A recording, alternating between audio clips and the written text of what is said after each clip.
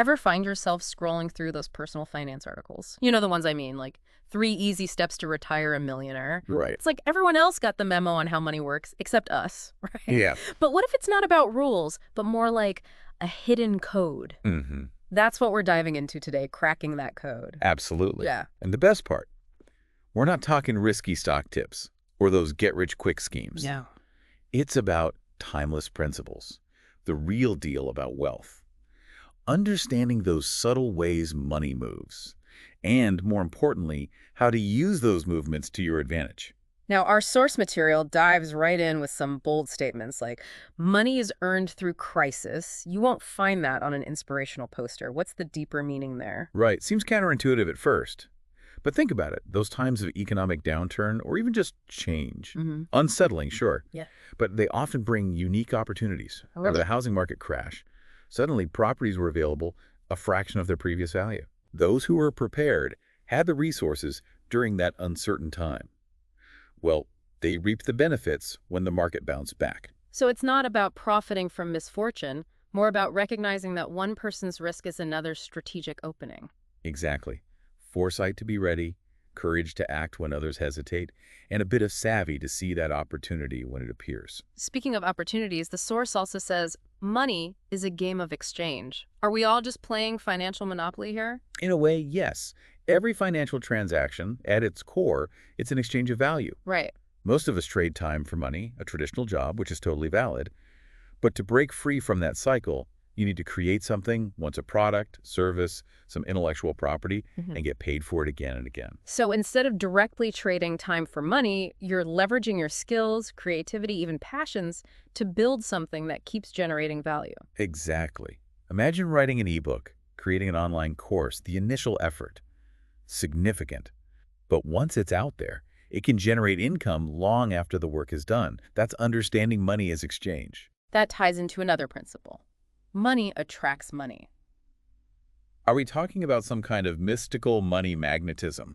Not mystical, but there's truth to wealth concentrating. It's not about exclusion, but individuals with a strong understanding of finance. They often connect, collaborate, Okay. share strategies, business ideas, create opportunities for each other. It's like they say, your network is your net worth, but with a financial focus. Exactly. Surrounding yourself with financially savvy people, it rubs off on you. Their habits, mindsets, their whole approach. Yeah. Think about it. You're more likely to hear about a promising investment from a financially aware friend than someone struggling to make ends meet.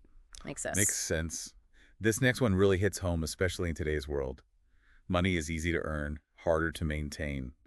That feeling after a big bonus or tax refund, it vanishes. It's true. And there's a reason. Earning often relies on specific skills, your expertise. But maintaining wealth, that demands a whole other set of skills. Discipline, strategic planning, a long-term vision. So it's not about more money. It's about making that money work for you, protecting it, and growing it strategically. You got it. It's about shifting your mindset from just earning to actively building and sustaining wealth. And that ties directly into the next principle. Money loves secrecy. Now, before you go burying cash in the backyard. Right. I was just picturing those heist movies, safety deposit boxes, hidden vaults. What's the real lesson here? It's not about being secretive just for the sake of it. It's more about recognizing that financial security. It often comes from having that safety net, a cushion that's not obvious to the outside world. So not stashing it under the mattress, but being strategic about diversifying assets. Exactly. Think about it. If everyone knows you just got a windfall, suddenly you're facing a lot more opportunities, right? Yeah. And some not so savory. Requests for loans, those investment schemes, even pressure from family and friends. A little financial privacy can be protection. Exactly. It lets you make decisions from a place of strength, strategy, not out of desperation or pressure. Good point. And that seems to connect to money hates stagnation. Like that saying, a rolling stone gathers no moss, but with dollars instead. Precisely. Money needs to move, circulate, be actively engaged to grow. Think of a flowing river, constantly changing, adapting, generating energy. Okay. Now picture a stagnant pond, still, lifeless, eventually. It becomes stagnant. Finances operate on a similar principle. So how do we keep our finances from becoming that stagnant pond? How do we keep things flowing? Investing is key. Putting your money to work in the markets, allowing it to generate returns over time. Diversifying income streams is another. Maybe exploring a side hustle or generating passive income through rentals, online ventures? So not letting it just sit there, you're actively making it work harder. Precisely. And as we go down this road of making money work for us, we hit another principle. Money loves risk takers. But before you jump into high-stakes poker, Right, not reckless gambling. What kind of risk are we talking about? calculated risks. The kind with potential for substantial rewards. Starting a business, for instance. Inherently risky, yes, but the potential upside. Significant. So weighing potential rewards against downsides, being willing to step outside that comfort zone when it feels right. Exactly. And remember, this calculated risk isn't just for entrepreneurs. Could be investing in a new technology, learning a valuable skill to boost your earning power, even negotiating a raise. Makes sense. Now, on the flip side, the source mentions money hates spendthrifts. We've all made those impulse buys, so how do we break that cycle, change our thinking? It starts by recognizing the difference. Needs versus wants. Impulse buys, they're about instant gratification. Building wealth requires delaying that, making conscious choices about how you use your resources. So not deprivation, but aligning spending with those long-term financial goals. If a $5 latte every day prevents reaching your down payment goal, maybe reconsider. Precisely. Now, this next one resonates with me. Money loves authenticity, not something you hear often in finance. People focus on numbers, strategies, but there's a deeper truth there. It's interesting. I've always admired those entrepreneurs who bring their personality, passions into their business. Their authenticity shines through, and it resonates with people. Absolutely. Finding your niche, that unique offering, it sets you apart. Instead of trying to be everything to everyone, focus on what makes you and your financial endeavors unique. Exactly. Now, this one might feel controlling at first. Money loves to be controlled. In this world of instant gratification, online shopping, easy to overspend. Like the saying, money is a good servant but a bad master. We have to be in control. That's it. Being proactive with finances, not reactive. A budget, tracking expenses, making conscious choices. That's taking control. Being the CEO of your own financial life, making strategic decisions for the long term. Precisely. Now, this next one might sting a bit. Money can never be both the problem and the solution. What do you think that means, especially for someone struggling financially? It's tough, but I think it's about recognizing that throwing money at a problem rarely fixes the root cause. Like being in debt. Taking on more debt to pay it off may be a short-term fix, but ultimately just digs a deeper hole. You've got it. It's about addressing the underlying issue, not just the symptoms. It's like, give a man a fish, feed him for a day, teach a man to fish. You know how it goes. It's about those sustainable habits, strategies, not quick fixes. Absolutely. Reminds me of another principle from the source. Money doesn't change people, it amplifies them. Generous before wealth, you'll likely become more so. Prone to impulse spending, more money might worsen that. So no magical transformation. It's about working on yourself, having that solid base of values, habits. So when financial success comes, you can handle it. Precisely. Which leads to something that often surprises people. If you think money will make you happy, you're wrong. Now, I'm not saying it can't contribute, alleviating financial stress, opening doors to experiences. That freedom, flexibility, it definitely boosts well-being. Exactly. But true, lasting happiness, that comes from things money can't buy. Relationships, purpose, personal growth, contributing to something bigger. Right, it's a tool. A powerful one, but still a tool. We define what wealth and fulfillment mean for ourselves. And speaking of tools, one of the most powerful, according to this source, let money work for you.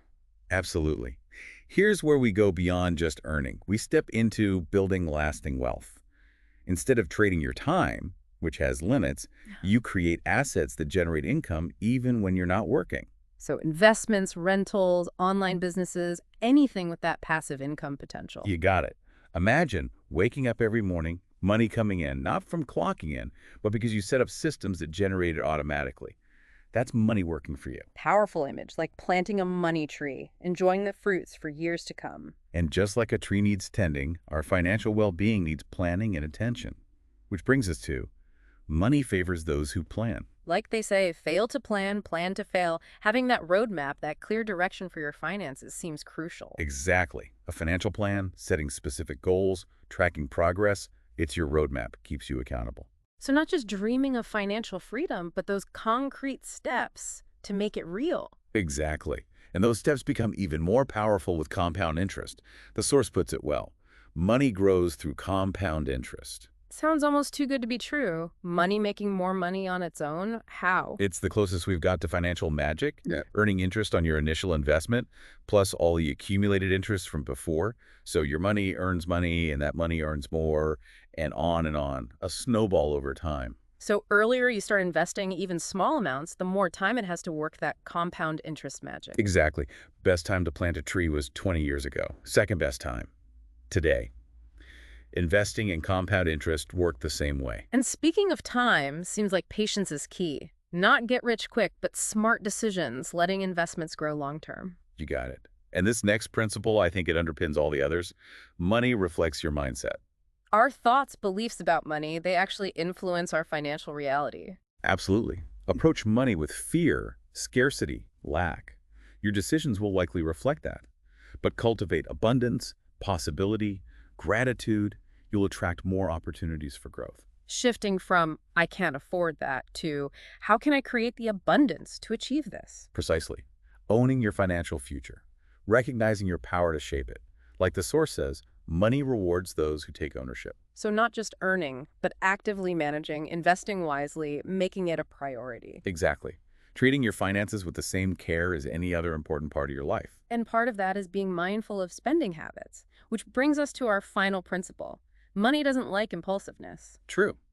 Impulse purchases, emotional spending, keeping up with the Joneses. These are financial leaks, draining your resources over time, preventing real wealth. Those little things seem small on their own, but add up. Daily latte, unused subscriptions, those impulse buys gathering dust. Exactly.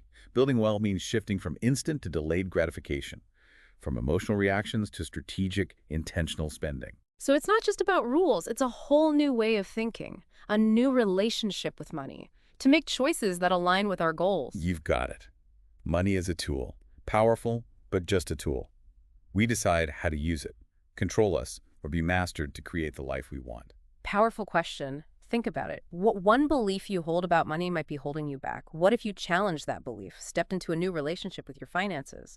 What would that look like? The possibilities are out there.